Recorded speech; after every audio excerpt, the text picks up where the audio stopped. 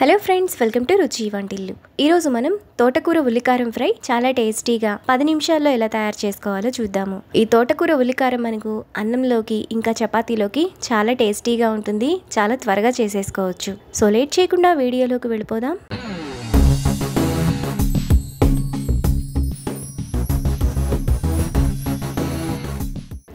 ముందుగా తోటకూర ఉల్లికారం చేసుకోవడానికి 2 మీడియం సైజు ఉల్లిపాయలను ఈ విధంగా కొంచెం చిన్న చిన్న ముక్కలుగా కట్ చేసుకొని పెట్టుకోవాలి.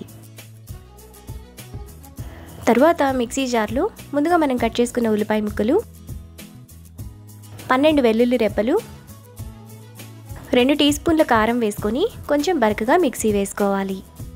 కారాన్ని మీరు తినేదాన్ని బట్టి వేసుకోవచ్చు. ఉల్లికారాన్ని ఈ విధంగా ఇక్కడ చూపిస్తున్నట్టు కొంచెం బరకగా మిక్సీ వేసుకొని పక్కన పెట్టుకోవాలి. తర్వాత స్టవ్ మీద పాన్ పెట్టుకొని అందులో 1 టేబుల్ స్పూన్ ఆయిల్ వేసుకోవాలి. ఆయిల్ వేడైన తర్వాత 1 టీ స్పూన్ తాలింపు గింజలు వేసుకొని ఫ్రై చేసుకోవాలి. తాలింపు గింజలు వేగిన తర్వాత చిటికెడు ఇంగువ, కొద్దిగా కరివేపాకు, ముందుగా మనం మిక్సీ వేసుకున్న ఉల్లికారం, చిన్న చిన్న ముక్కలుగా కట్ చేసుకున్న ఒక చిన్న సైజు టమాటా వేసుకొని మీడియం ఫ్లేమ్లో 2-3 నిమిషాల పాటు ఫ్రై చేసుకోవాలి. తోటకూర ఉల్లికారంలో ఒక చిన్న టమాటా వేసుకుంటే టేస్ట్ చాలా బాగుంటుంది.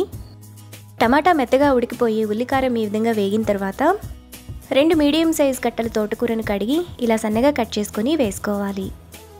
తర్వాత టేస్ట్కి తగినంత ఉప్పు వేసుకొని మీడియం ఫ్లేమ్లో బాగా కలుపుకోవాలి.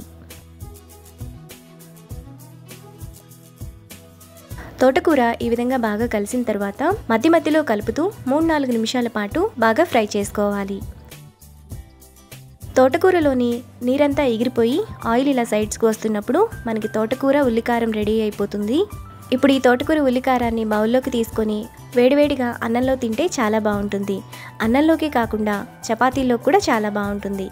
అంతే, ఎంతో టేస్టీగా సింపుల్గా చేసుకునే తోటకూర ఉల్లికారం రెడీ. ఈ రెసిపీని మీరు కూడా ట్రై చేసి మీకు టేస్ట్ ఎలా కుదిరిందో నాకు కామెంట్స్లో షేర్ చేయండి.